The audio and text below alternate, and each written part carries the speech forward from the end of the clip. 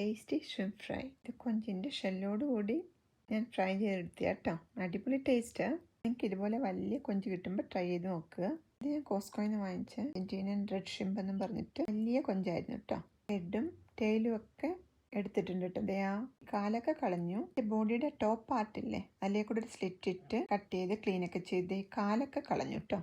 നടുക്കൂടെ കാണുന്ന പാർട്ടിൽ അതിലേ കൂടെ സ്ലിറ്റ് ഇട്ട് ഉള്ളൊക്കെ നന്നായിട്ട് ക്ലീൻ ചെയ്ത് എടുത്തുകൊണ്ട് വരാൻ പോവാം കേട്ടോ. ഇതിപ്പോൾ ക്ലീൻ ചെയ്ത് വെച്ചിരിക്കുക കണ്ടോ. നന്നായിട്ട് ക്ലീൻ ചെയ്ത് ശരിക്കും പറഞ്ഞാൽ സിസേഴ്സ് ഇങ്ങനെ ഹെഡിലോട്ട് പിന്നെ ടെയിൽ എൻഡ് വരെ കട്ട് ചെയ്ത് എല്ലാം നന്നായിട്ട് ക്ലീൻ ചെയ്ത് ഞാൻ പറഞ്ഞില്ല കാലൊക്കെ കളയും, അതുകൊണ്ടാണ് ഇത് ഫ്ലാറ്റായിട്ടിരിക്കുന്നത് കേട്ടോ. മറ്റേ സൈഡിൽ ഉണ്ടോ, ഈ സൈഡിലെ കാലൊക്കെ കളഞ്ഞിരിക്കുക, അതുകൊണ്ട് ഇതിങ്ങനെ ഫ്ലാറ്റായിട്ട് വരും. അപ്പം നമുക്കിങ്ങനെ നിർത്തി പൊരിച്ചെടുക്കാം. ഓക്കെ, ഇനിയിപ്പോൾ മസാലകളൊക്കെ എടുത്തിട്ട് വരാം. ഷെല്ലോടുകൂടി ഹെഡും ടെയിലും ഒക്കെ വെച്ചുണ്ടാക്കുന്ന ഒരു ഫ്രൈയാണ്. അതിനുവേണ്ടി ലൈം, ജിഞ്ചർ ഗാർലിക്, കറി ലീഫ്, പിന്നെ ഈ മസാലകളൊക്കെ എടുത്ത് വെച്ചിട്ടുണ്ട്. അത് നമുക്ക് ലൈമീന്ന് കുറച്ച് ലൈം ജ്യൂസ് എടുത്ത് വെക്കാം. പിന്നെ ജിഞ്ചർ ഗാർലിക് കറി ലീഫൊക്കെ ഇതേപോലെ ഒന്ന് ചോപ്പ് ചെയ്ത് വെക്കുക. പിന്നെ കുറച്ച് സാൾട്ട് എടുത്ത് വെക്കണം. ആദ്യം ഡ്രൈ ആയിട്ടുള്ള ഈ മസാലകളെല്ലാം കൂടി മിക്സിയിലിട്ട് നന്നായിട്ട് പൊടിച്ചെടുക്കാം ഇതേപോലെ. എന്നിട്ട് ഇതിലേക്ക് ജിഞ്ചർ ഗാർലിക് സാൾട്ട് ഇട്ട് ഒന്ന് അരച്ചെടുക്കാം.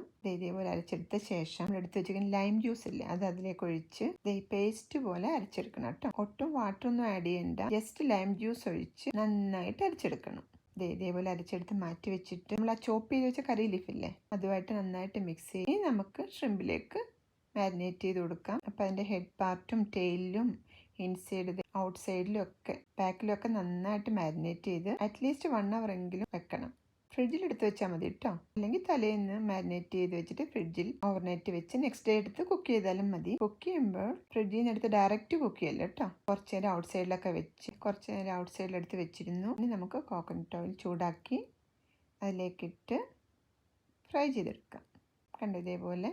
ആദ്യം ഷെല്ലിൻ്റെ സൈഡല്ല മറ്റേ സൈഡിട്ട് കുക്ക് ചെയ്ത് 5 minute കുക്ക് ചെയ്താൽ മതി കേട്ടോ. അതെ ഉണ്ടോ, ഇതിപ്പോൾ നന്നായിട്ട് കുക്ക് ചെയ്ത് വന്നിട്ടുണ്ട്. ഇനി നമുക്ക് ഷെല്ലിൻ്റെ ആ സൈഡിട്ട് 5 minute കൂടെ കുക്ക് ചെയ്ത് കഴിഞ്ഞാൽ നമ്മുടെ അടിപൊളി ഷ്രിംപ് ഫ്രൈ റെഡി.